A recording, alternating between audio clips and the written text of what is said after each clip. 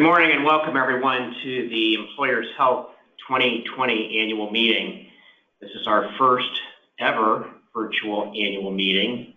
I'm Chris Goff, CEO and General Counsel of the organization, and this is actually our 37th annual meeting, my 26th annual meeting as CEO. And so we have a great lineup for you today. Before I get into today's program, I want to give a few housekeeping details. In your control panel, you will find a raise hand feature and handouts section. Please use the raise hand feature if you are having technical difficulties, and a member of our team will assist you. In the handouts section, you will find a PDF of today's presentation. Today's meeting will be recorded and shared on the meeting materials page of our website. Today, all attendees are in listen-only mode, and should you have questions for Jim Klein, today's speaker, using the question function in your control panel will get those questions to our team, and we look forward to addressing all of your questions at the end of Jim's presentation. Finally, upon exiting the webinar, you will receive a survey to provide feedback. We appreciate all attendee feedback in order to improve upon future events. So at this time, I'd like to call the meeting to order and proceed with the business portion of our meeting. A slate of 6 individuals have been nominated to serve a 2-year term on the Employers Health Board of Directors, as recommended by the organization's nominating committee. Those nominees include Mark Truschel, Manteline Corporation, Mark Spears, Campbell Oil Company, Eric Murray, Timken Steel Corporation, Joe Chaddock, Stark County Educational Service Center, Susan Marsico, Central Ohio Primary Care, and Ralph Lee, Keenan Advantage Group. Voting is open to all employer members of Employers Health, and to vote on the slate of directors, we will now give you the option to click yes or no, and we'll give you about 20 seconds to vote.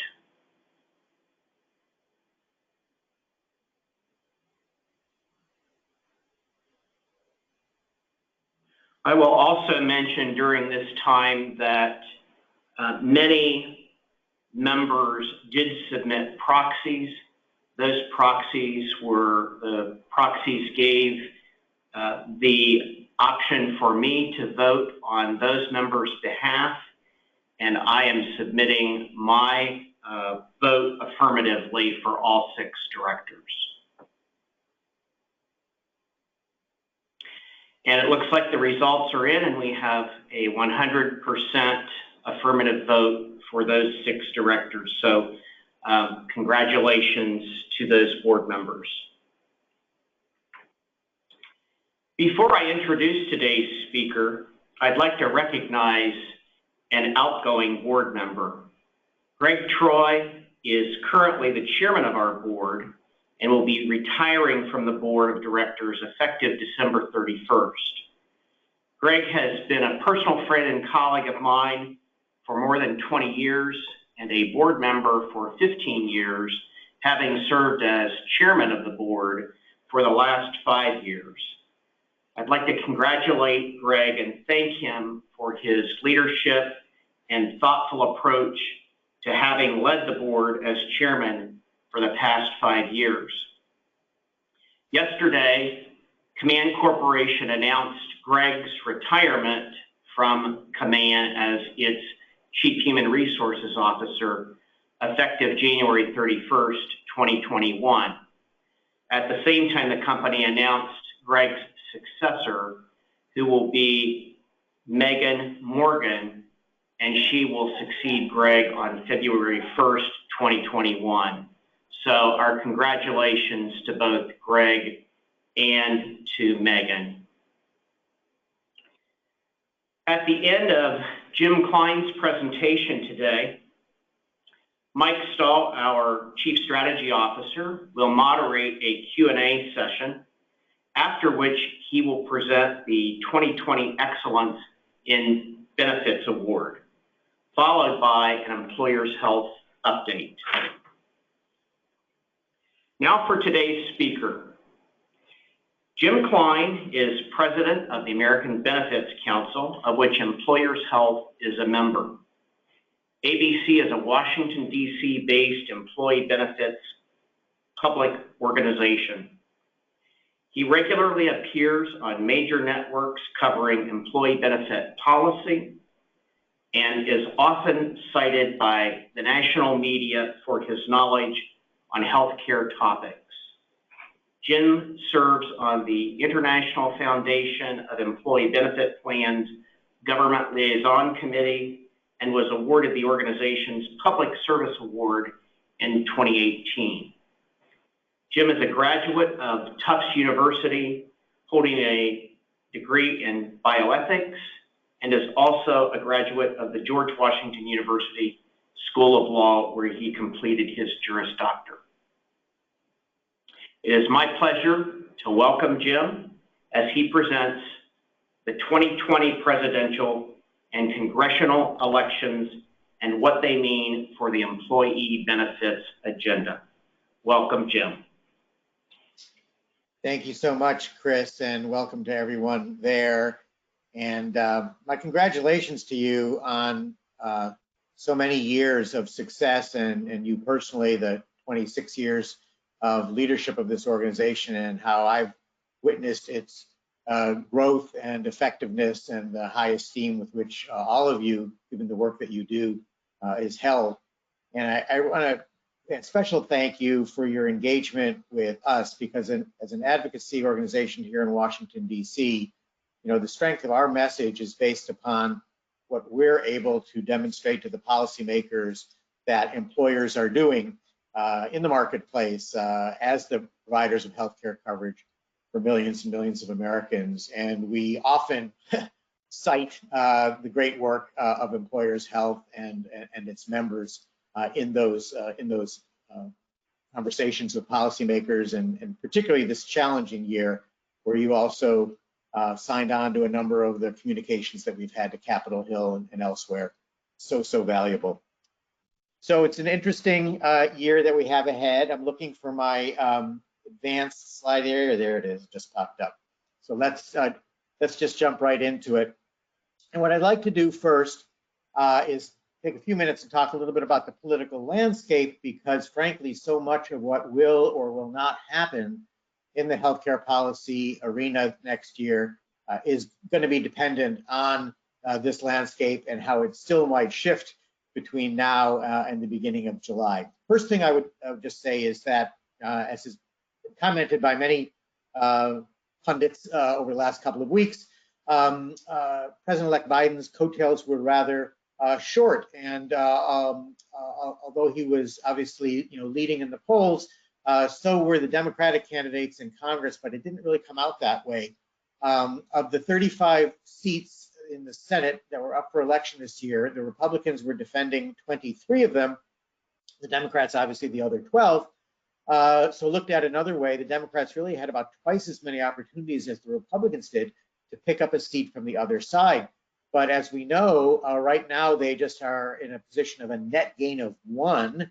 And depending on the 2 runoff elections in Georgia on January the 5th, the best that they might do will be a pickup of 3, which, as you know, would give them, the Republicans and Democrats, a 50-50 split in the Senate. And with Vice President Harris casting the tie vote, the Democrats will be in majority control, which, even though it will be razor thin, would be relevant because, of course, whoever's in the majority gets to dictate the agenda and which legislation gets considered and all the rest of that. But I think that the smart money assumes that the Republicans will retain at least 1, if not both, of those Senate seats in Georgia. So in all likelihood, although control of the White House will change parties, control of Congress is likely to be remaining the same in both the House and the Senate, albeit with smaller margins in both houses. And that's relevant for purposes of our discussion today because I'm going to approach these issues from the standpoint that we are likely to still have a Republican-controlled Senate. One point I do want to mention that we need to consider, and that is regardless of who is in control of the Senate next year, with such razor-thin margins, it could change over the course of the next 2 years. I mean, just over the course of the last few years, we've had one member of the Senate pass away, 2 others resign. In those instances, they were replaced by members of their own party, but the law in every state does not necessarily prescribe that. And a governor of a different party might appoint someone of a different party to succeed if there's a vacancy, or there might be a special election in some of those states where somebody from the opposite party would win. So we might see the same kind of a situation that we saw 20 years ago, where 4 months into the George W. Bush administration, where there was a 50-50 split in the Senate, and so the Republicans were in control, one of the senators switched his party allegiance, and all of a sudden the majority status went to another party. So things are not necessarily stable as we see it going forward. One point I would make is that if, as most of the experts had predicted, there was going to be a Democratic sweep, that is to say the Democrats would win the White House and both houses of Congress, then there probably wouldn't be the likelihood of anything happening in this upcoming lame duck session of Congress between now and the end of the year, because the Democrats would simply wait until next year when they would be in a better position. In as much as there's likely to be a split, there's, I'd say, a slightly higher likelihood that we could see some action on some issues related to pandemic relief legislation and some of the other issues that I'll talk about today. And as you know, the Republicans did have some net pickup in the House of Representatives as well, which is going to make Speaker Pelosi's job a little bit more difficult in the year ahead. All right. So with all of that said, what is the possibility for some bipartisanship next year? I like to say that I wouldn't have remained in this line of work for as long as I have if I weren't an optimist, but I also have to be a realist, and I don't think that we're likely to see very much bipartisan collaboration in the year ahead. I think that there'll be a lot of pressure coming from the Republican side to sort of wait it out and see whether or not they can recapture control of the House of Representatives in 2022 and perhaps increase their margins in 2022 in the Senate, and to try to frankly block as much as they possibly can of the Biden agenda. And I think a few arrows point in that direction. Number one, the stronger showing that the Republicans had this year than anticipated. Secondly, the fact that the congressional districts will be redrawn between now and 2022, and the Republicans are in a better position in terms of control of the state legislatures and the governor's mansions to draw those districts in ways that in many states will favor the Republicans. And we have a history of incoming presidents losing their majority in the House in the first midterm election 2 years later. 3 out of the last 4 presidents, Clinton, Obama, and Trump, have had that happen, where they entered office controlling the House of Representatives only to lose it 2 years later. So all of that is to say that I think President-elect Biden is looking at the possibility, the likelihood, that he really has about a 2-year period of time to try to move his agenda through, because the possibility of a full 4 years with control of one of the houses of Congress is a question mark at this point. I don't know why it's not popping up here for me to advance the slide. Lost the arrow. Thank you for doing that for me. So what are the byproducts of this legislative gridlock? Well, there always are 2. First of all, more regulatory activity. If Congress isn't going to pass legislation, then the way that the executive branch puts its stamp on public policy is by doing it unilaterally through the executive branch agencies. And the problem with that is that you can do a lot, you can't do everything that you want. Sometimes administrations try to push the edges of the envelope or overstep what they can really do through regulation. But the other point really is that even if they succeed in changing course, then the next administration comes in of a different party and they can reverse it. And we saw that happen with the current administration vis-a-vis a lot of Obama administration healthcare rules. We're likely to see that from the Biden administration vis-a-vis Trump administration activity. The other byproduct, of course, of congressional gridlock is just more activity at the state and local level. So where we've seen a lot of states and municipalities, again, pushing the envelope on healthcare, retirement, paid leave, we should expect to see more of that. Now, I don't mean to be all doom and gloom by any stretch of the imagination. Despite the gridlock, there will be opportunities for progress. Clearly, Congress and the new administration are going to have to deal with further pandemic relief efforts, even if Congress should pass something in this lame duck session coming up the next few weeks.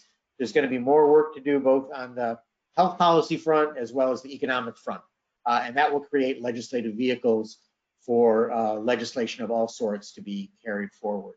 I'm not going to talk much about retirement policy today, but I just do want to mention, since I know so many of you, also have retirement plan responsibilities within your organizations, that as partisan as the healthcare debate always is, the retirement policy agenda is often very, very substantively agreed to on a bipartisan basis. The challenge for moving forward on retirement policy legislation is typically, is there an appropriate legislative vehicle to attach those retirement policy items and whether that larger vehicle is controversial or not, but the retirement provisions aren't. So I expect some positive movement forward on that front. And then there are going to be some targeted areas in the health arena and elsewhere, which we'll talk about, where we will see some activity.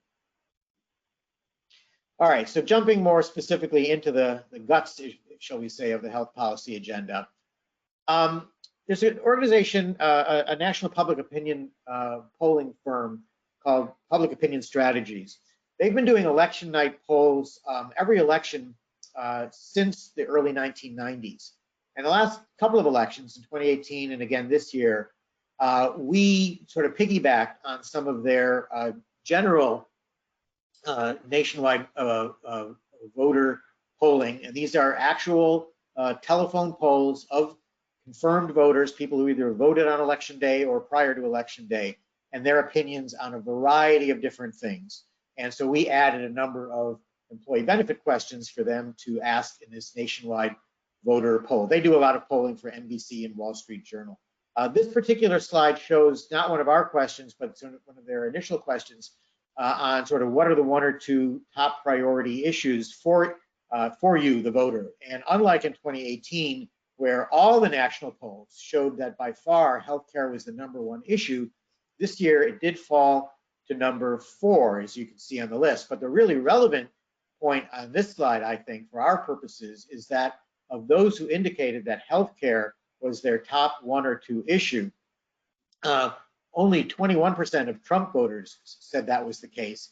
76% of Biden voters said that that was the case. So a clear message to the Democrats to move forward on a healthcare agenda. This is one of the questions that we asked them to consider, and because with all of the conversation around Medicare for all or a possible public option, sort of, what were the voters thinking in terms of, is the better way to go forward to strengthen the employer-based system or to separate it from the sponsorship of healthcare, to separate employment from the sponsorship of healthcare and have more people rely on the individual market or government plans. And as you can see, kind of at the bottom of the screen,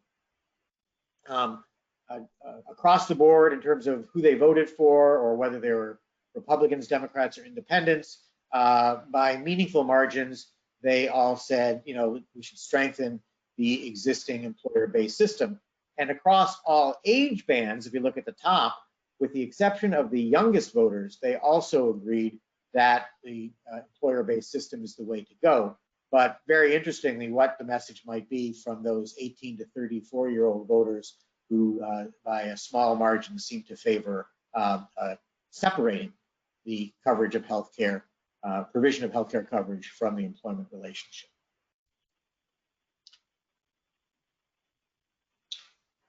So I'd like to ask you all a question. Who do you think the voters trust the most as the source of affordable, high-quality health insurance coverage? Is it plans provided by employers, plans purchased in the individual market, plans provided by the federal government, or plans provided by state government? And I think we'll get some instructions on how you're to do your polling. Probably similar to the election that you just did a few minutes ago.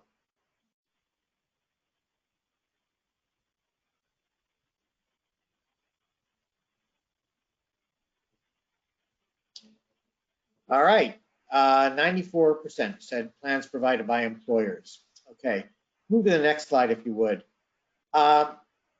You're a little bit more optimistic than the voters as a whole. What's interesting about this disparity is that 2 years ago when we asked that question, and then we polled employers, a smaller number of employers said that they thought the voters would support, most trust the employers as the source of coverage. And so they were a little bit more pessimistic than the voters seem to be. This time around, it seems to be the opposite. And as you can see here, there was a bit of an erosion from 2 years ago in terms, by far, I mean, the employers still are the most trusted source compared to the other three that were given as options, but by a smaller margin. Now, part of that may be that we did add the word this year, affordable, high-quality healthcare coverage. And so it may be that people believe that they get high-quality coverage through their employers, but they're finding it less and less affordable. I think another reality, let's be honest, is what we've experienced this past year with millions of people losing their jobs, and along with it, so many of those individuals also losing their employer-based healthcare coverage. So the erosion is not entirely surprising. It still is encouraging, particularly in conjunction with the prior slide on sort of, what way do you want to see the system improve through strengthening of the employment-based system. But nonetheless, it's not quite as robust as we all, as employer sponsors, would hope it would be, at least for purposes of this one particular survey. The statistics are a little bit better if you look specifically at people who have employer-sponsored coverage.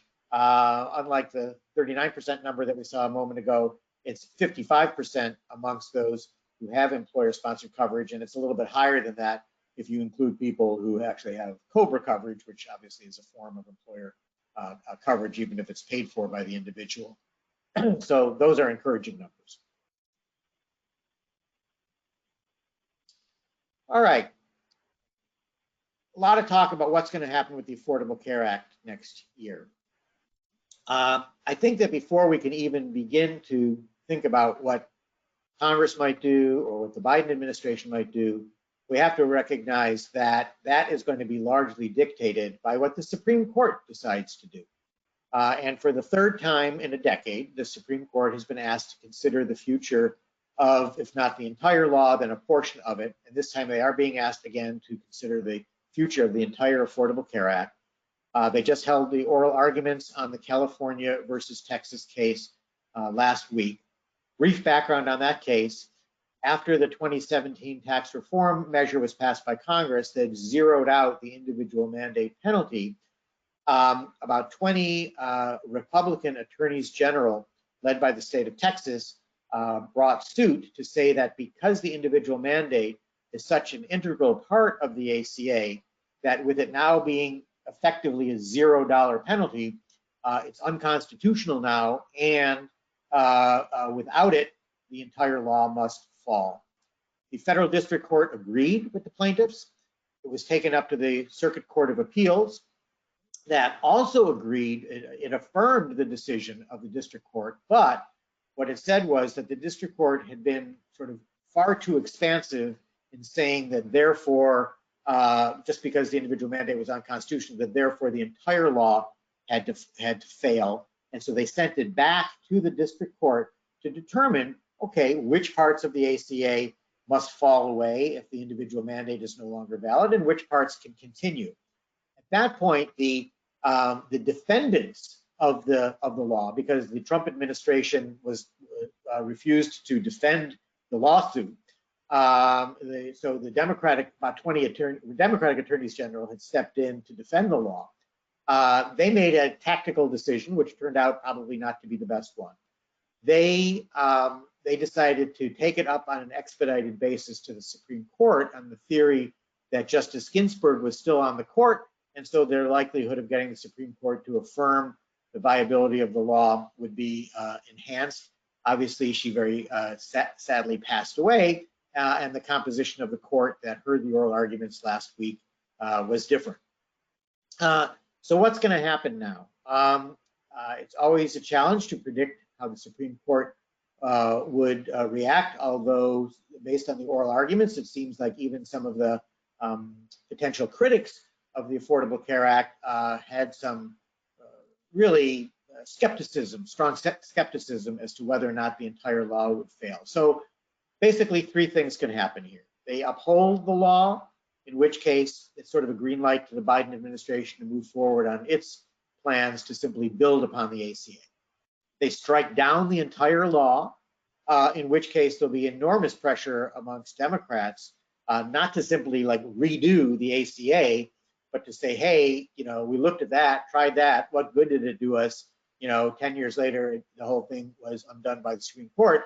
We should therefore move forward on something that actually has an even larger role for the federal government, difficult as that would be to get through a Republican-led Senate. Or what I think is the most likely outcome, which is that the Supreme Court will affirm the Court of Appeals decision that yes, the individual mandate is now unconstitutional because there are now 3 new justices on the court than was the case back in 2014 when they last considered that question. And however, they will agree with the Court of Appeals that that does not mean that the entire law fails. And then what will be very interesting for all of us is to see how do they dispose of that matter. Do they say that they will now try to determine which parts of the law fail and which ones still stand? Will they send it back to the trial court to make that determination, in which case it'll be another couple of years before it winds its way back up to the Supreme Court again?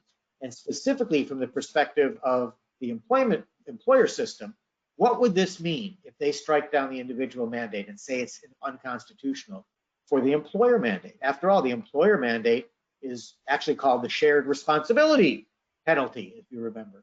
And so what if they might or might not uphold the employer mandate? But even if they strike it down, presumably they might not strike down the employer reporting requirements, which are still the mechanism by which the federal government receives the information on who's eligible for the premium tax credit subsidies. So there's quite a lot at stake here in terms of the Supreme Court's disposition of this very, very important case in terms of how Congress and the agencies move forward. Wanted to just share with you one of the other questions that we asked during this national poll of voters in terms of where Congress should put its priority. And as you can see by a rather healthy plurality, they put the answer came in the area of cost more so than coverage than quality. Although there was a clear disparity between the way Trump voters and Biden voters answered this question, and Democrats and versus independents and Republicans. Clearly, amongst Republicans, independents, and those who voted for Trump by a wide margin, they said cost was number one. Amongst Democrats, they said coverage was number one. I spoke to the experts at Public Opinion Strategies about what we should make of the issue that of the fact that quality came in third place, and does that mean that people don't necessarily value quality? And they said that that would probably be the wrong conclusion to make, that in fact, because there is general satisfaction with quality, whether you get it from your employer or you get it through an individually purchased plan or from a government plan, that therefore that's sort of the lowest priority in terms of what Congress should work on. So that's also somewhat encouraging news if we can believe the experts in terms of their interpretation. So with all of that said, what should we see the agenda to look like, and specifically with respect to some impacts on employer-sponsored coverage? One of the things that the Biden campaign talked about was to break down the so-called firewall. That is to say that if somebody is offered affordable, minimal essential coverage, that they're welcome to go into the individual marketplace if they want, but they're not going to be eligible for a premium tax credit subsidy. And the Biden administration said that yes, they should get a subsidy if either the Biden administration proposal for a public option were adopted, or they're just going in and purchasing coverage, without a public option. That obviously could have enormous implications for the employer, the risk pool, and everything else. But I think that absent going as far as that, to totally break down the firewall. And one of the questions, of course, would be if that firewall were broken down and people could go in to the individual marketplace and get coverage, presumably that would have to be coupled with a provision that would relieve you, the employer, of having to pay a penalty if somebody went into that individual marketplace and got the subsidy. I mean, that would sort of be like the worst of all possible worlds, that they'd be free to go in and you still would have to pay a penalty if they chose to do so. So let's assume that they don't, Congress doesn't go that far, although that will be on the table. I think that we can assume that one thing that will be off the table, as long as the Republicans control the Senate, is the public option itself. But other things will be under serious consideration. And one thing that I think that the Biden administration and the Democratic leadership of Congress, and certainly the House of Representatives, is going to want to do is going to be to change the definition of what is affordable. That is to say, to require individuals not to have to pay as high a percentage of their wages in order to be eligible to get a subsidy if they go into the individual marketplace. Also, very, very critically, to change the way the affordability is determined. Right now under the ACA, as you know, that is based upon the employee's own wages or salary. What percentage of that are they required to have to pay for that employer offered coverage in order for them to be able to go in and to the marketplace and get the subsidy? The idea here would be to include family coverage in terms of determining that percentage. And that, of course, will mean that many, many more people would be eligible to get the subsidy because they obviously can't afford to pay for family coverage at 9.5% or 8.5% of their wages. Also, to tie the subsidies not to the silver plan, as is currently the case, but to a gold plan. So again, to make those subsidies more meaningful, more robust. Now, doing a lot of these things, of course, will cost the federal government more revenue because the subsidies, more people will be eligible for subsidies, and the subsidies will be higher. So then you have to look at, well, how is Congress going to go about paying for that if in fact they move in that direction? That'll be very, very controversial, all of this, but it'll be very much on the table and something we therefore need to contemplate. One of the things that the Biden campaign talked about was allowing a buy-in to Medicare for people age 60 and above. Presumably, if that would happen, that would relieve some job lock for people who stay on beyond age 60 in order to have their employer-sponsored coverage. Presumably, if those people were able to buy into Medicare, that would make the employee risk pool sort of presumably better for both the employer plan, because you'd have the older participants off the plan. Some of them might make it the risk pool better for the Medicare itself, because you'd have relatively younger people coming into Medicare. That will face some headwinds in a Republican-led Senate, but I don't think that, just like I don't think that necessarily every single Democrat would support that idea, I don't think that necessarily every single Republican would oppose that idea either. So watch for the conversation around that. Wouldn't put strong odds on that passing, but would put strong odds on that getting serious consideration. Among some other things, would be addressing this issue of surprise medical billing. You know, this notion of you go into an in-network facility, but all of a sudden, you know, a month later, 2 months later, you start getting bills from out-of-network providers who you didn't even know were part of your care, the anesthesiologist, the pathologist, the radiologist. And this has been an issue that has been around which there is actually a lot of bipartisan interest in addressing this problem and a lot of legislative consideration over the last year and a half. In essence, what we in the employer community and the health insurance community have argued is to use a median in-network rate to say, okay, these out-of-network providers who are operating in in-network facilities should get paid a known amount, could either be a percentage of Medicare or a median in-network rate. But this has faced strong opposition, as you may know, from many healthcare provider groups and many of the private equity firms that own a lot of those physician practices who have been pushing for mandatory arbitration. So sort of the standoff at the moment is that the median in-network rate will be the default amount of reimbursement to these out-of-network providers, but for any dispute over $750 over any procedure for which a charge of $750 or more is being made, the providers will be able to take that dispute to arbitration. It's important to note that under all of these proposals, the patient is completely held harmless. So the issue is they're not responsible for anything more than the in-network rate, but anything above that would have to be paid by the health plans or, you know, in the case of a self-insured arrangement, the employer itself.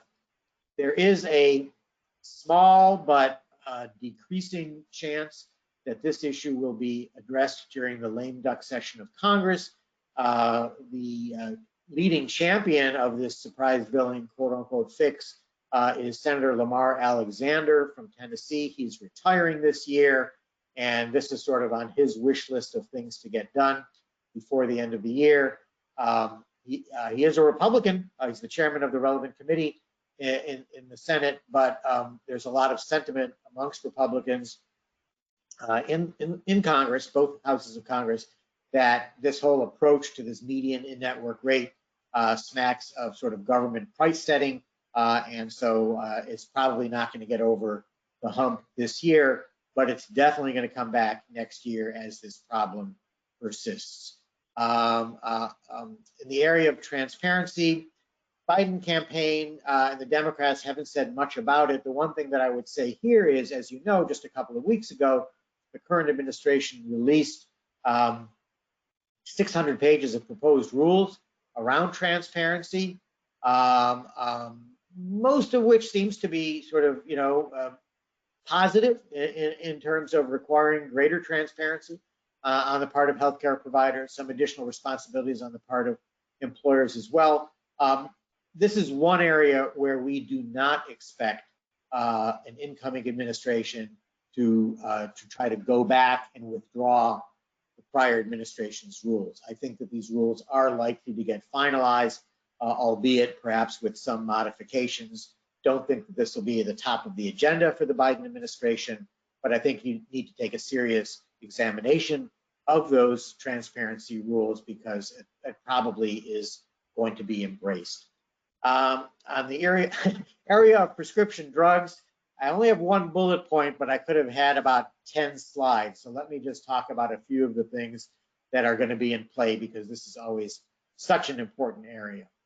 As you know, this past year, the House of Representatives passed sweeping prescription drug legislation that would have given the Centers for Medicare and Medicaid Services broad authority to negotiate directly with pharmaceutical manufacturers over the price of drugs, would allow the commercial market, you all, private, employers and health plans to adopt those same prices that would be negotiated.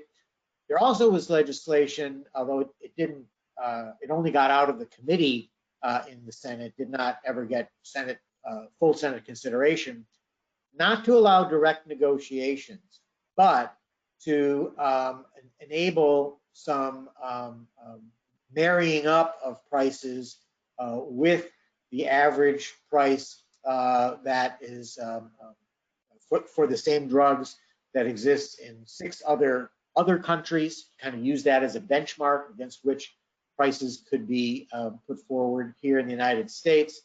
Also to provide for some rebates to the Center for Medicare and Medicaid Services if the price that were charged exceeded certain inflation factors. And then the question really would become for us in the employer system, would that be beneficial or not beneficial for the prices that we all would pay? Because, arguably, private sector purchasers would be able to use those same prices. That would be a positive from a cost perspective, but to the extent that they weren't, would there be some cost shifting? Would the rest of the market be expected to pick up some of the costs if the government programs were now going to be paying less for those drugs? Bottom line to all of this is that the Republican champion of that idea in the Senate is no longer going to be the chairman of the relevant Senate Finance Committee. So a lot of Republican resistance to any of this is going to be strengthened. And I also think that, with the pharmaceutical industry really stepping up to the plate in terms of the development of the COVID-19 vaccine, that there's going to be a greater reluctance on the part of members of Congress and the administration to sort of do anything that smacks of price controls on drugs. Obviously, they're going to want to make sure that the vaccine and other things of that nature, that those prices are going to be reasonable, particularly if the government's going to be picking up the tab for all of that, and the insurance plans will be picking up the tab for all that, because there won't be potentially any cost sharing responsibilities related to the vaccine. But I think that there's a recognition of the really good work at warp speed that the pharmaceutical industry has done here. So I think price controls are off the table. In terms of other things, we're about to see the release of a rule from the current administration to require pass-through of any PBM discounts or rebates to the consumer at the point of sale. You may recall that about 1.5 years ago, the administration moved forward on a proposed rule to do just that, and then withdrew it in the face of the Medicare actuaries as well as independent actuaries saying, hey, if you do that, yeah, it's going to lower the price of drugs for high utilizers of drugs at the point of sale, but those rebates now are used to hold down the premiums that all Medicare beneficiaries pay. And so the administration said, well, that wouldn't be too politically popular to increase the premiums that Medicare beneficiaries are going to have to pay in an election year.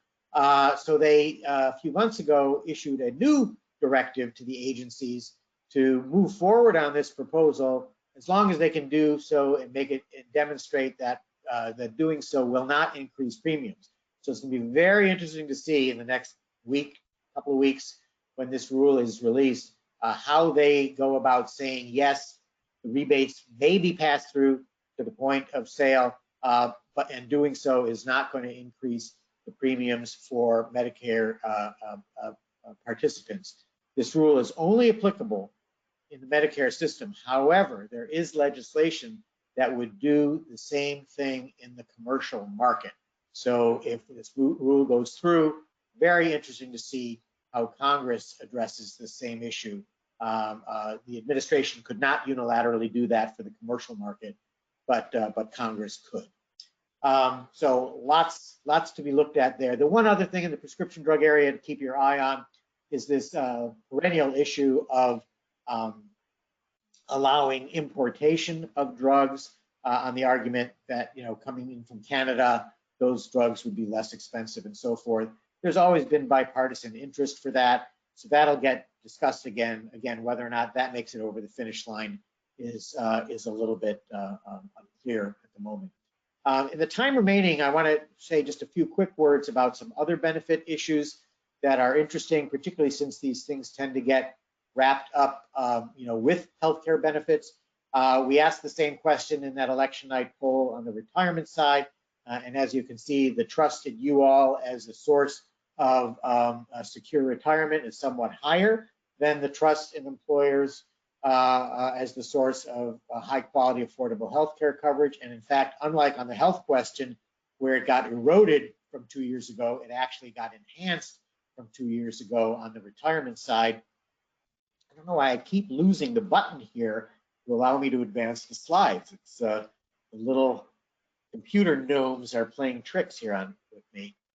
We asked the general question of who should set the standards for employer-provided benefits, and that would be health, retirement, paid leave.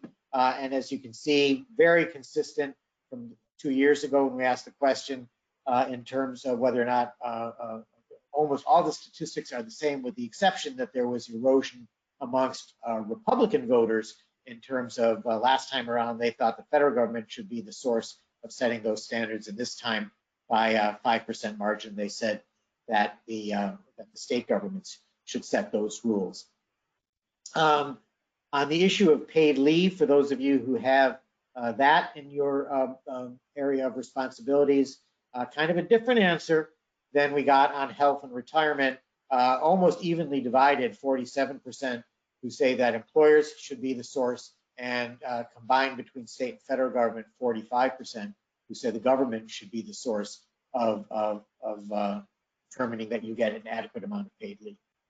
On the retirement policy agenda, I'm not going to go through all of these issues. I'll let you take a look at them at your leisure so that we have some time for questions and answers and some discussion. But all of these items, with the exception of the bullet at the very bottom of the page, are proposals that both Republicans and Democrats in either the House or the Senate, or in most cases both, have embraced.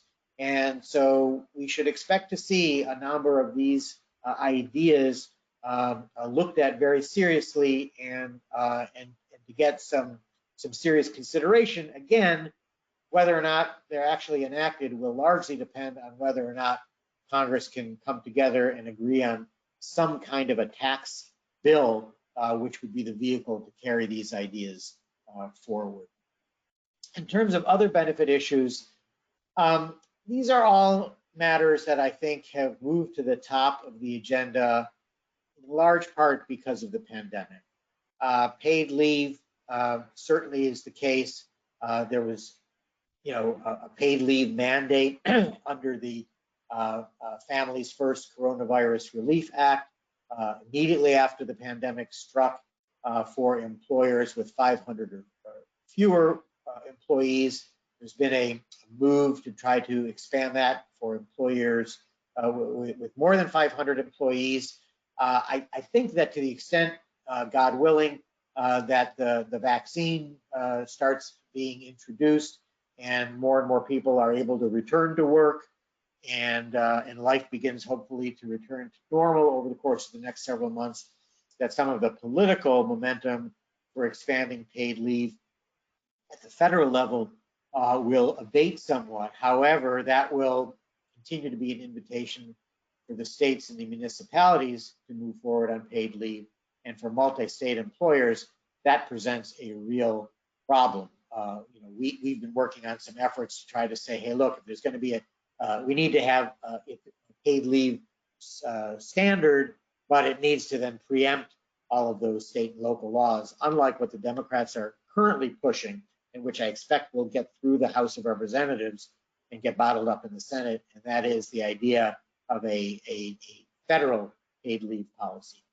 Childcare, I don't need to say any more there. People have certainly seen the importance of having adequate childcare if the schools are closed and if more and more people are working from home. The idea of student loans and the fact that student loan debt has precluded a lot of young employees from participating in their 401k and other retirement savings plans, to allow employees to show that if they're paying off their student loans, that their employers can make a matching contribution to their 401k plan. That idea is embraced within a lot of this bipartisan legislation. Emergency savings, with so many people unemployed, with millions of Americans not being able to even come up with a few $100s without dipping into savings or going into credit card debt. The idea of allowing employers to establish tax-favored sort of emergency savings programs. That idea is going to get some serious consideration.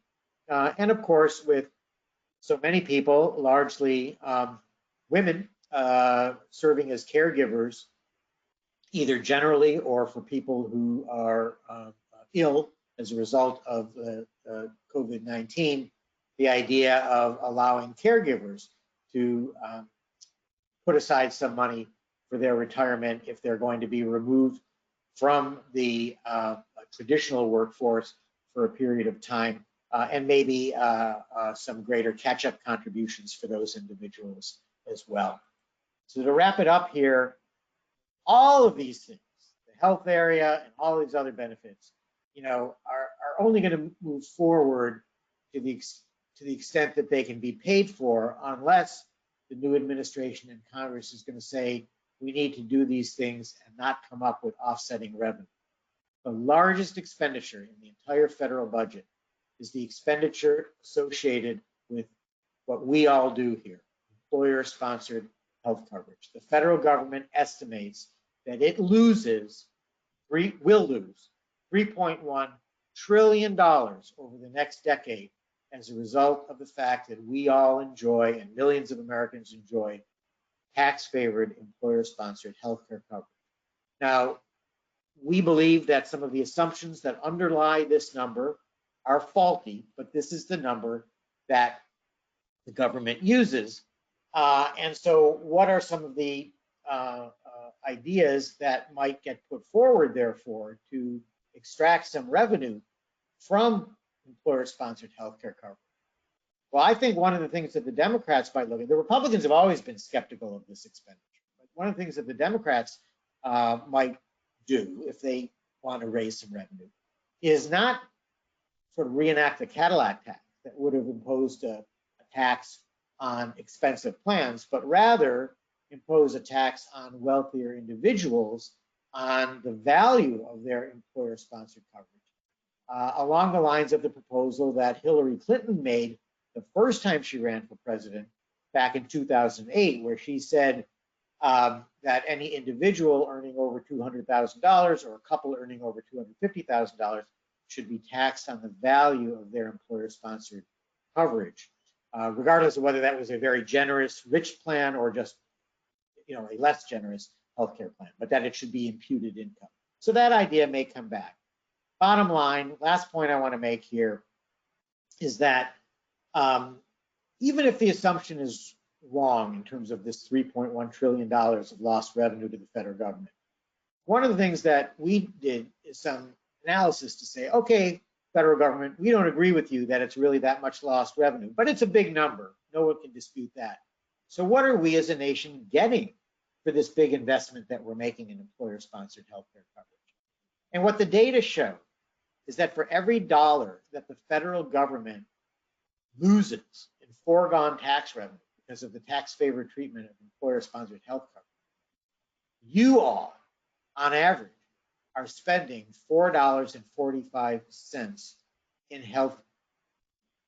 for healthcare coverage for your employees and their family members. In other words, this is a huge bargain for all of us as U.S. taxpayers. It would cost us so much more to provide the same level of financial security for covering healthcare needs if we had to do it exclusively through or through a vastly expanded direct government program. So as Congress and the administration consider these ideas, they have to consider what the alternatives are if they erode the employer-based system. And looking broadly, just topics for further consideration in terms of some mega trends, I call it, resulting from the pandemic. Clearly a greater embrace of telehealth, clearly underscoring, the greater need for addressing behavioral health care needs. We had a terrible shortage prior to the pandemic that's only been exacerbated since the pandemic. I know I'm preaching to the choir on that one. A lot of failure of various healthcare systems and greater consolidation of the whole health system infrastructure, and how is that going to be addressed? A greater awareness of, communities of color having currently facing greater challenges from the pandemic itself and other healthcare conditions.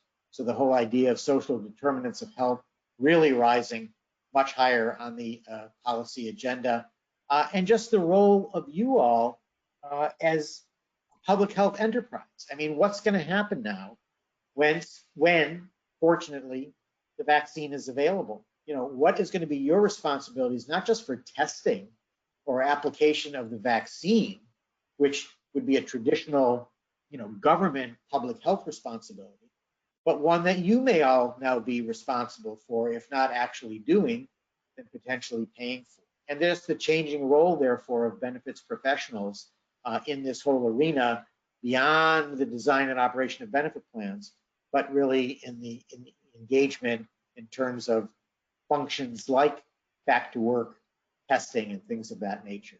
So lots and lots of interesting challenges and opportunities ahead. With that, I think we have gone on a little long. My apologies, but if we have time for a couple of questions, I'm happy to entertain them.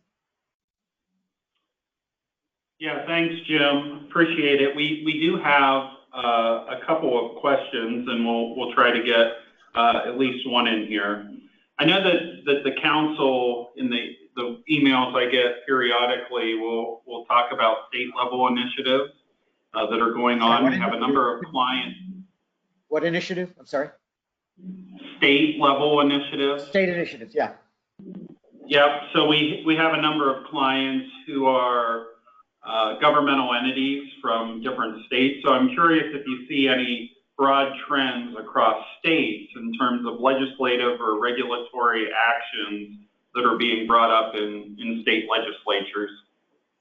Yeah. So of course, the states and localities really have taken it on the chin in terms of the impact of the pandemic, and that's part of what's in play here now with part of the pandemic relief legislation. But most of the state action that we've seen is really action that relates to the private sector marketplace, and specifically in terms of some states that are moving forward in saying that with the greater growth of telehealth, that there needs to be parity in terms of what the providers are paid for telehealth visits versus in-person visits. And while I think that we all are obviously very, very happy to see the greater embrace of telehealth, and this is one of the good things that has emerged from this tragedy of the pandemic, I think that many would say that that doesn't necessarily mean that the providers should get paid the same amount,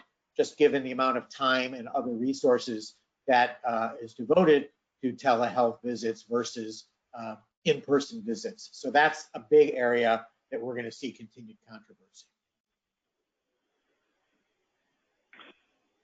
Great. The other question that I had here was as it related to the Biden administration and what their stance may be on things like association health plans or those minimum coverage or bare bones plans, or even some of the future regulations that run afoul of the religious groups?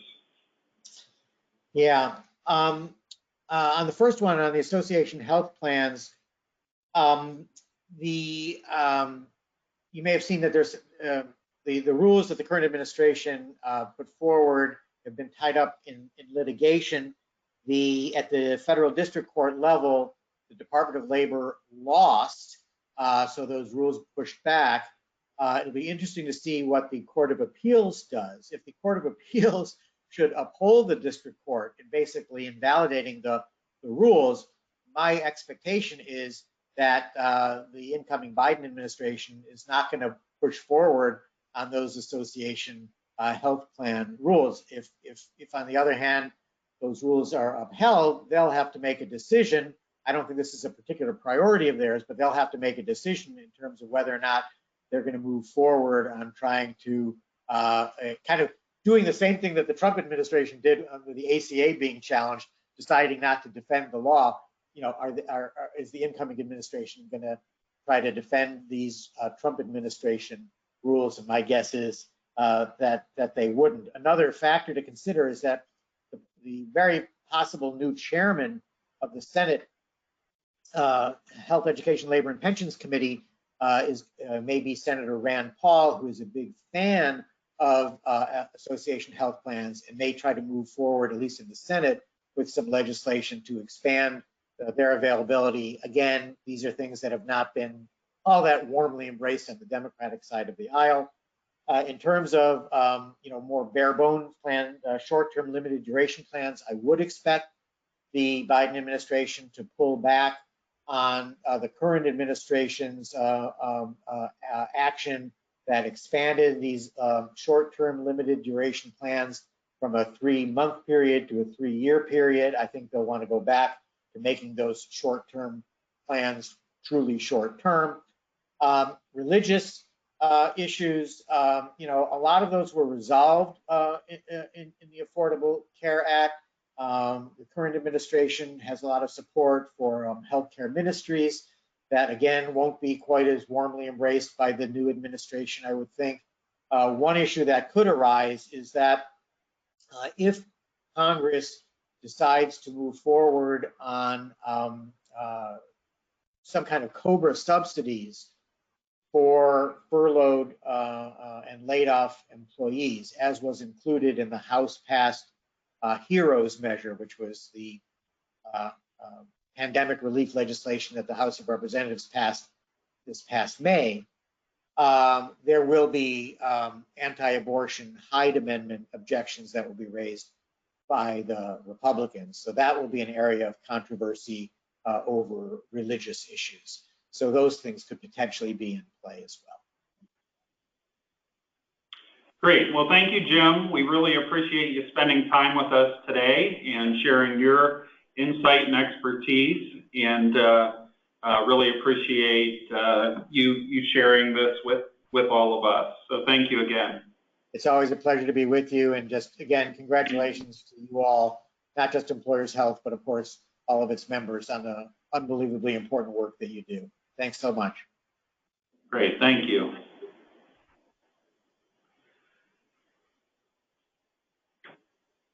So as Chris mentioned earlier, I'm Mike Stahl, Chief Strategy Officer here at Employers Health, and I have the honor of presenting the Excellence in Benefits Award. Since 2017, we've recognized individuals within our client base for their outstanding work in improving the quality, accessibility, and cost of healthcare benefits for their colleagues and organizations as a whole. Individuals are nominated by their peers, and applications are reviewed by an independent panel to determine the winner. And this year's winner is Teresa O'Callahan, Executive Director, Benefit Programs and Corporate Human Resources at Command Corporation, a Bloomfield, Connecticut-based manufacturer in the aerospace and defense, industrial, and medical markets. Command has been an Employers Health client for the past 8 years and our team has had the pleasure of working with Teresa over that time period. From my own work with Teresa, I'm very happy to present this award to such a deserving individual. I want to provide you with just a few highlights of Teresa's work. Command has been active in acquisitions over the last 8 years, and under Teresa's leadership, Command has successfully managed benefit integrations for 16 of those acquisitions over that time, ensuring a smooth, efficient, and timely transition for these acquired companies, all while welcoming the new employees to the Command family. After all those acquisitions, Command then divested its Command distribution business, and Teresa was there to lead the benefits transition again. This $1.1 billion revenue sale required over 30 benefit, HRIS, and employee-focused programs to be replicated in less than 50 days, so a very big lift there. It was conducted flawlessly because of Teresa's attention to detail and her caring and committed employee-first philosophy. Command has also made a number of plan design changes over the years, including things such as the implementation of an account-based, consumer-driven plan option, and introducing a formal wellness program across all Command locations. There's more I could say, but I think it's better if you hear from Teresa's colleagues instead. And so I hope you enjoy this video.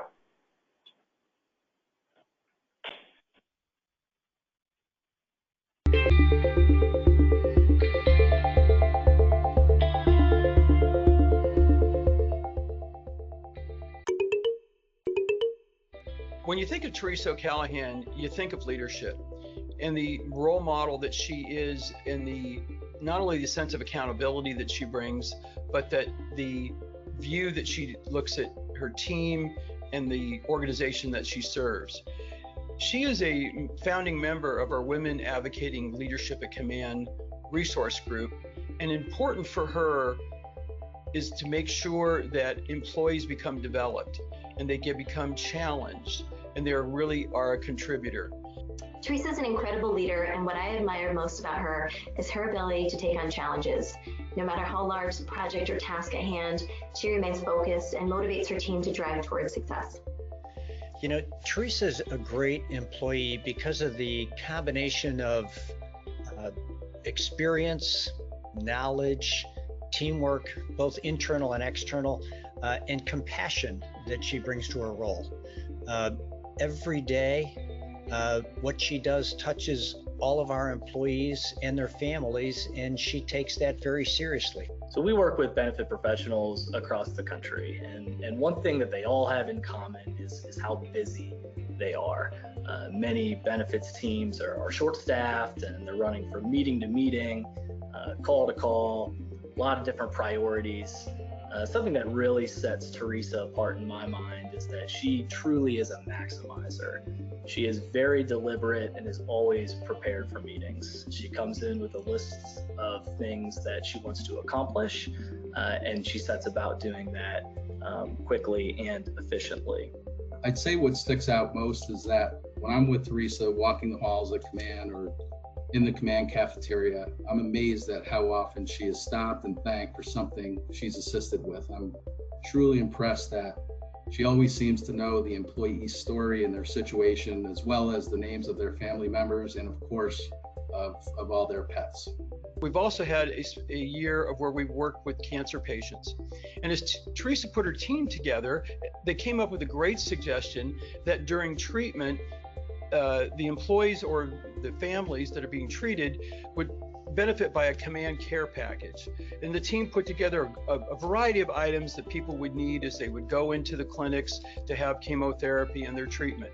And one of the things that Teresa knew from her own family experience, her friends, and also from her dealings with our employees is that people get cold sometimes during chemotherapy treatments.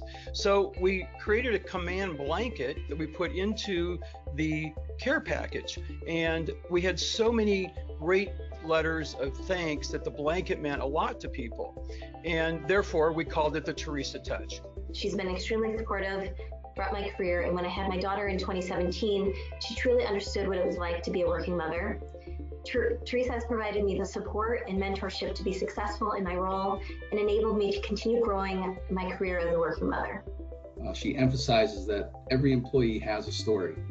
She's a constant reminder to me that this is a human business and there is a human side to all of the decisions that we make.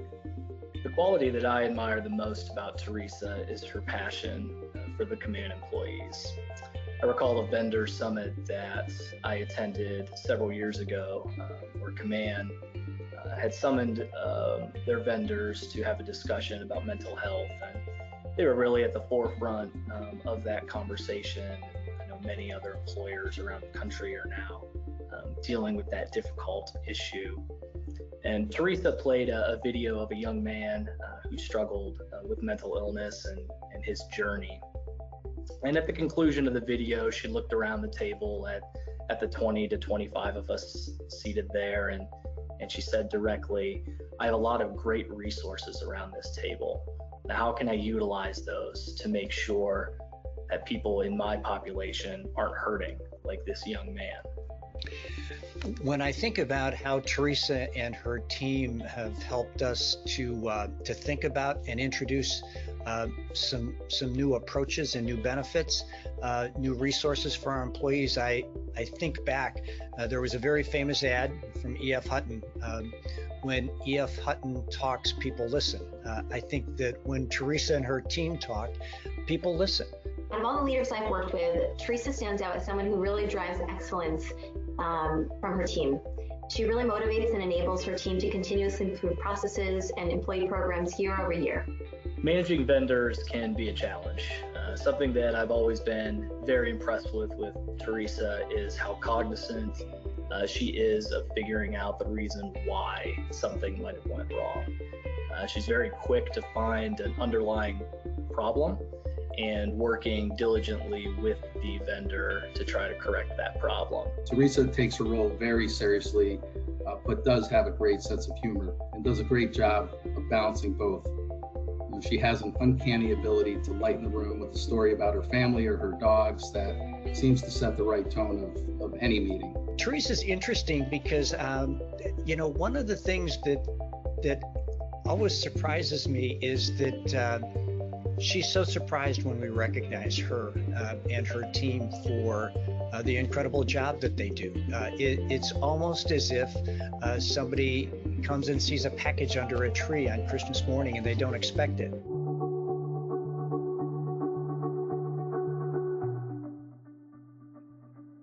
I am honored to be a recipient of this award and humbled by my team's nomination. This award would not be possible without the talented individuals on Command's HR team, our leadership's commitment to providing competitive yet affordable benefits to our employees, and the support from our external partners who have been so crucial to Command's success in providing what I consider best-in-class benefit programs.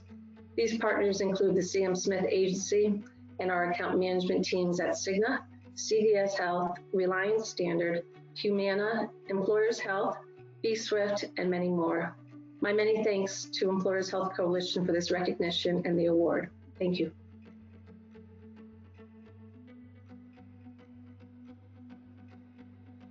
Congratulations, Teresa.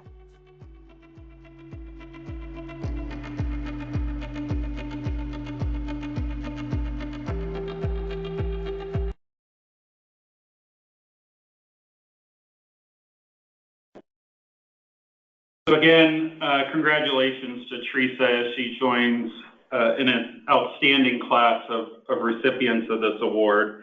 And thank you to the entire team at Command for the nomination and your cooperation in putting together this tribute to Teresa's meaningful contributions. Next, I'd like to spend a few minutes sharing the outcomes of what has most certainly been an interesting year. And so we start with just the environment. I think from a general perspective, we continue to see some common trends across 2020 in terms of industry consolidation, approvals of high-priced specialty drugs used to treat rare conditions, state and federal legislation, as we talked about with Jim Klein, on drug pricing and patient affordability, rebates, and even transparency. And then all of that was compounded by the COVID-19 pandemic. And it's interesting to watch, and Jim mentioned it in his presentation, how this will impact utilization going forward. From a preventive care perspective, are patients and employees going and getting the care that they should be? Telehealth, how much stickiness does it have? And then you'll see in some of the data an increase in 90-day prescriptions. And if COVID wasn't enough, then we had a federal election this fall that obviously has a lot of implications that Jim laid out for us. From our perspective here at Employers Health, we continue to use our guide, our GPS, as growth, performance, and satisfaction. And you can see from our goals, growth-wise, we want to add $200 million in new pharmacy spend to our programs each year. We also want to have high member satisfaction, so a 4.6 on a 5-point scale from our member satisfaction survey that we put out every year. And then from a performance perspective, making sure that we're helping you, our clients, hold your healthcare and particularly your pharmacy trend flat or negative. So from a growth perspective, I mentioned we want to add new business to our programs. In order to support that new business, in order to make sure we're delivering on the satisfaction that you all expect and deserve, we've expanded our team. And so you can see 4 new team members this year, Mark, Hannah, Madison, and Grant. And so we look forward. You can see that they have a variety of different backgrounds and skill sets in terms of beefing up both our client solutions team and our pharmacy team and adding additional legal expertise with Madison. From a client growth perspective, 2020 was one of our best years yet. And so we added 37 new clients representing about 214,000 covered lives and spending about $260 million in pharmacy spend. So our goal was 200. We were able to hit 260 this year, which is really phenomenal given the headwinds that the pandemic created for us as an organization out trying to get employers to move PBM. So $260 million in additional pharmacy spend is a great number for us. You can see from this map where some of the new clients are, and you can tell that they're really spread across the country as we continue to expand our footprint to be a national coalition. From a performance perspective, again, just a reminder that while pharmacy tends to be what we focus most of our time on, and we have our 3 contracts with CVS, Elixir, and OptumRx, that we also have a host of other solutions that are available to our clients. And so if you're going out to bid for medical or EAP or vision, or maybe you're looking at your supplemental policies, we have solutions that can help you, and I would encourage you all to take a look at those. From a PBM perspective, I mentioned the 3 partners that we have, and obviously the CVS Health relationship goes all the way back to 1998. It's the largest of our 3. In 2012, we've released an RFP for a second PBM vendor. We selected SXC Health Solutions, which soon acquired another mid-market PBM called Catalyst RX to form Catamaran, and then Catamaran was purchased by OptumRx. Then in 2019, we went through another evaluation process where we ended up selecting EnvisionRx, which recently launched its new branding under Elixir. In terms of mid-year results, and this is from the CVS book of business just because it's our largest pool, you can see gross cost, less rebates for the first half of the year, right at $98.83 per member per month. The average member cost share at 11%. Gross trend up 6% or so.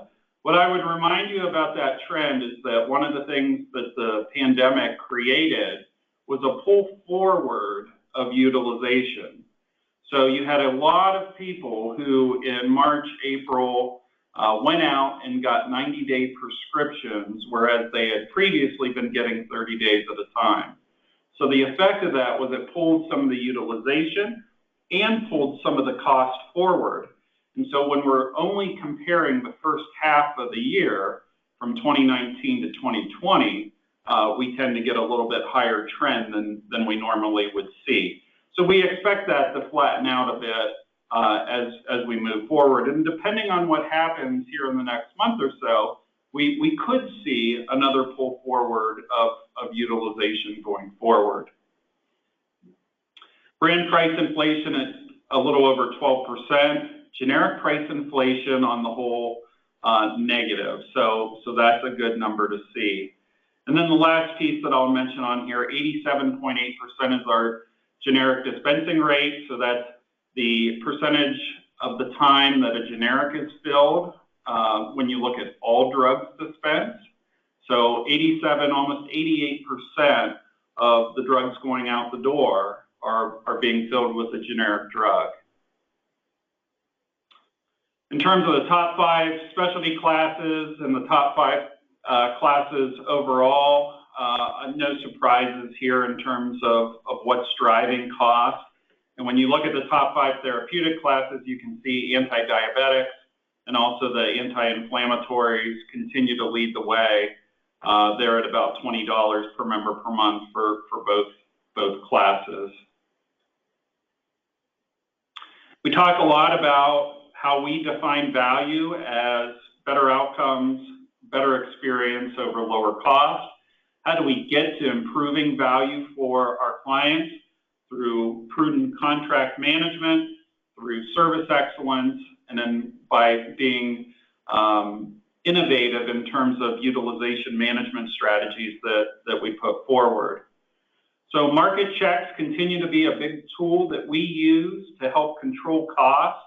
And this, again, is the renegotiation of the pricing and contractual terms on an annual basis.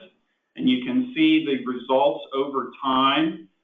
Those are pricing improvements that were made through the market check and experienced by our clients in that year. And so our improvement for the 2020 market check, on average across all of our clients, was 6.5%, which is one of the higher rates that we've had over the last 5 years. But you can see why this is important, because when we go out and we participate in an RFP, we regularly hear that we're 20, 25, 30% better than what the client has today. And the market isn't moving 20, 25, or 30% on an annual basis. And so by doing the market check, we take advantage of those savings along the way so that you don't have one huge dip in your pricing only when you go out to RFP. You get the benefit of these improvements along the way, and the savings compound themselves. From a specialty drug management perspective, specialty drugs certainly important for really all of our clients. 3 primary things that we're concerned with as it relates to specialty drug management. The first is making sure that we have solid contracting or prudent contracting. And that includes clear definitions, aggressive discounts, aggressive rebates, a very straightforward approach to contracting for specialty drugs. The second piece is the sound clinical management. So making sure that we understand the criteria that the PBMs are using to approve specialty drugs. We have a couple new programs to validate that the PBMs are utilizing those criteria, making sure that we have aggressive formulary strategies, and the inclusion of biosimilars when they become available to the market and when they make sense for employers to cover. And then the third piece is the cost savings innovation piece. And so a lot of our clients have adopted copay accumulator strategies to ensure that when a patient uses a copay coupon, that it doesn't accumulate towards the maximum amount of pocket or the deductible amount. There are copay maximization strategies that are out there. CVS recently launched Prudent RX, and I know a lot of our clients have or are in the process of implementing that strategy. And then reinsurance options. I think you'll hear more about this as we move into the first part of 2021. I mentioned the specialty PA review. We have two organizations that we're working on around this, USRX Care and ELMC. Both programs are similar in their aims of making sure that the PBMs are following their own criteria and documenting those criteria when approving specialty medications. The nice part about taking this type of step is that it doesn't impact the financials of the contract. It doesn't impact the rebates, and we're working behind the scenes to make sure that both USRX Care and ELMC have access to CVS's clinical management system so that they can do their work right there live in the system. So low fees, no rebate impact, and ROI guarantees make this a good step for clients who are interested or worried about making sure that specialty PAs are only being dispensed when it's the right patient for the right reasons. In terms of other custom clinical strategies, hopefully if you're a client of Employers Health, I know that you've seen this before. And so you can see two of the new ones coming in 2021, another round of the high-cost generics that will target generics for generic Nexium and generic Crestor. When we look at the cost per unit or the price per unit for those two drugs compared to other drugs in those classes, I mean, they're ridiculously high. And so this will be an edit that you can put in place to try to control some of that spend, and then the rosacea management as well. Finally, from a satisfaction perspective, again, we shoot for a 4.6 out of a 5-point scale. It's your feedback that you're giving us through the member satisfaction survey or the client satisfaction survey. And so thank you to everyone who filled out that survey and returned it. Provides us great information and great feedback so that we can judge how we're performing today and how we can improve our services to be a better partner for all of you. So you can see 4.75, 100% respond, plan to renew, and then 100% would recommend membership to Employers Health. So again, thank you to all of our clients who provided this wonderful feedback. All right, we have a lot of webinars that we've had this year as we've transitioned to more of a virtual approach with the COVID-19 pandemic. If you missed one of our webinars, no worries. You can go back and watch a lot of the recorded webinars, and you can access those on our website at employershealthco.com/resources.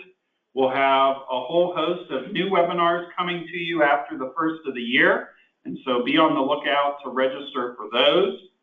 Right direction, we know that mental health is a big issue for a lot of employers, and again, with what's going on out there, we know that it's becoming an even bigger issue, not only for our companies, but for our communities as a whole. And so for the past 8 years, Employers Health has partnered with the American Psychiatric Association's Partnership for Workplace Mental Health to bring you right direction. And if you have not taken advantage of the free resources and tools that are available there, I'd encourage you to go to rightdirectionforme.com. The website, the materials all got an upgrade this year, or an update this year. And so I'd encourage you to go out and take a look for yourselves. Finally, nominations are open in December for next year's Excellence in Benefits Award. And so you can go to benefitsaward.com, or you can link to it from our website to learn how you can nominate a deserving peer, colleague, customer, someone in the benefits profession who has made meaningful strides and really delivers great work for their organizations and for their colleagues. So again, benefitsaward.com. In December, we'll open nominations for next year. So with that, on behalf of our entire team here at Employers Health, just want to say thank you again for taking time out of your morning to join us. Thank you for your support of our organization. We wish you all the best of health as we move into the end of the year, and wish you a very successful 2021 as we make the transition. So thank you again for being with us this morning. Have a great rest of your day.